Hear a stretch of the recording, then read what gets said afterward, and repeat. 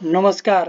भर्खरै मात्र शिक्षक सेवा आयोगले निम्न माध्यमिक तहको लागि अध्ययन अनुमति पत्रको विज्ञापन आह्वान गरेको छ र यस अनुसार यो अध्ययन अनुमति पत्रको परीक्षा पास गरे पश्चात मात्र तपाईहरूले शिक्षक सेवा आयोगद्वारा खोल्ने विज्ञापनमा आफ्नो आवेदन दिन सक्नुहुनेछ र निम्न माध्यमिक तहको शिक्षक बन्न सक्नुहुनेछ।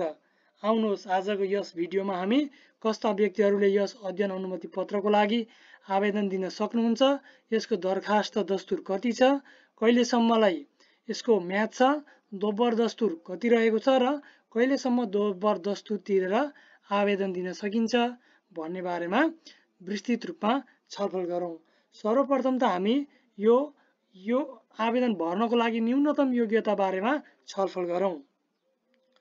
यो निम्न माध्यमिक तहको अध्ययन अनुमति पत्रको लागि यदि तपाईँ फर्म भर्दै हुनुहुन्छ भने तपाईको न्यूनतम योग्यता चाहिँ नेपालको नागरिक हुनुपर्नेछ सर्वप्रथम त है।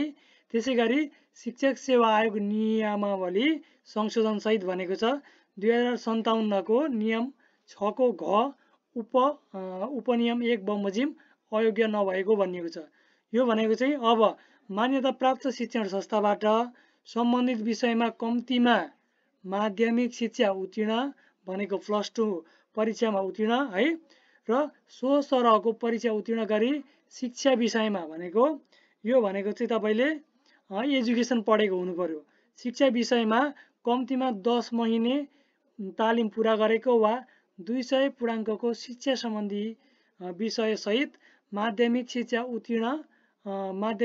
उत्तीर्ण परीक्षा उत्तीर्ण गरेको भनेको छ। यो भनेको चाहिँ तपाईले +2 लेभलसम्म चाहिँ +2 लेभलमा चाहिँ यदि एजुकेसन लिनुभएको छ, एजुकेसन पढ्नु भएको छ अथवा 200 पूर्णाङ्क बराबरको शिक्षा सम्बन्धी विषय कुनै पनि विषय चाहिँ शिक्षा सम्बन्धी विषय यदि उत्तीर्ण गर्नुभएको छ भने यो भर्न पाउनुभयो। त्यसैगरी तोकिएको न्यूनतम शैक्षिक योग्यता भन्दा माथिल्लो योग्यता भएका व्यक्तिहरूले समेत दरखास्त दिन सक्नेछन्, तर न्यूनतम यो शिक्षा सम्बन्धी विषयमा चाहिँ +2 उत्तीर्ण गरेको हुनु पर्यो है।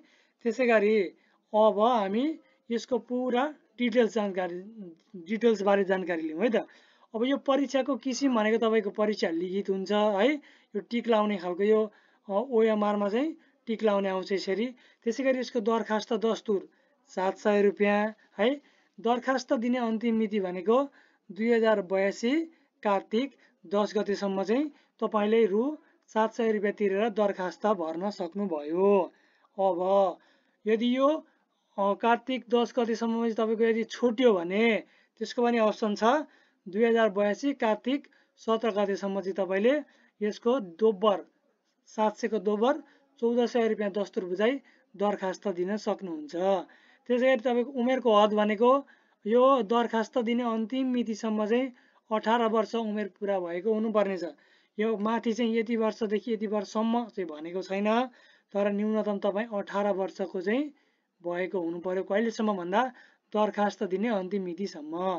अब दरखास्तको माध्यम भनेको यो भ्याकेन्सीमा कसरी एप्लाई गर्ने भन्ने कुरा चाहिँ तपाईको license.tsc.gov.np मा गई तपाईले दरखास्त पोर्टल खुल्छ र त्यो पोर्टल मार्फत तपाईले दरखास्त दिन सक्नुहुनेछ।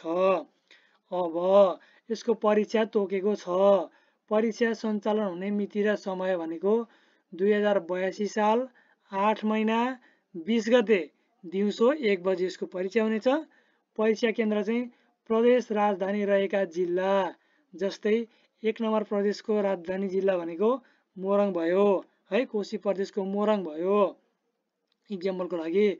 र आयोगले आवश्यकता अनुसार तोकेका अन्य जिल्लाहरू चाहिँ अन्य जिल्लाहरू पनि हुनेछन्, तर प्राथमिकतामा चाहिँ राजधानी रहेको जिल्ला नै हुनेछ। अन्य विस्तृत जानकारी आयोगको वेबसाइटमा पछि प्रकाशन गरिनेछ। यो भनेको यदि भवितव्य केही आइपरो, इक्जाम सर्ने भयो अथवा विभिन्न केसहरू आइलाग्यो भने चाहिँ त्यो चाहिँ वेबसाइटमा हेर्दै गर्नु भनेको छ। अब यहाँ अर्को जानकारी बुझ्नुपर्ने के छ भन्दाखेरि यो license.tsc.gov मार्फत अनलाइन दरखास्त दिनुहुन सबैको जानकारीको लागि यो विज्ञापन प्रकाशित गरिएको छ। अब अनलाइन दरखास्तमा आवेदन गर्दा व्यक्तिगत विवरण एवं पेश गरेका कागजातहरू राजस्व दस्तुर बुझाइसकेपछि परिमार्जन वा संशोधन तथा थपगढ गर्न सकिँदैन। त्यसकारणले त्यो फर्म भर्दा नै तपाईँले डिटेली क्लियर भएर त्यो फर्म भर्न सक्नुहुनेछ। अथवा यो फर्म भर्दा केही तपाईँलाई कन्फ्युजन भएमा कमेन्ट पनि गर्न सक्नुहुनेछ है। त्यसै गरी तपाईँको व्यक्तिगत विवरण पेश गर्नुपर्ने कागजातहरू सुनिश्चित गरेर मात्र अनलाइन दरखास्त पेश गर्नुपर्नेछ। पेश गरिसकेपछि फरक परेमा वा पर्न गएमा व्यक्ति स्वयं जिम्मेवारी हुनुपर्ने र त्यस्ता दरखास्त आयोगबाट जुनसुकै बखत रद्द गरिने छ भनेको छ। त्यसकारणले फर्म भर्दा चाहिँ एकदम तपाईँले ध्यान पुर्याएर फर्म भर्नुपर्ने हुन्छ। हस्त अब तपाईँलाई यो जानकारी कस्तो लाग्यो र योसँग सम्बन्धित सिलेबस पनि म लिएर आउनेछु र त्यो सिलेबस चाहिँ तपाईँलाई डिस्क्रिप्सनमा राखिदिएको हुनेछु। कृपया चेक गरेर सिलेबस पनि हेर्न हुन म अनुरोध गर्दछु। हस्त धन्यवाद।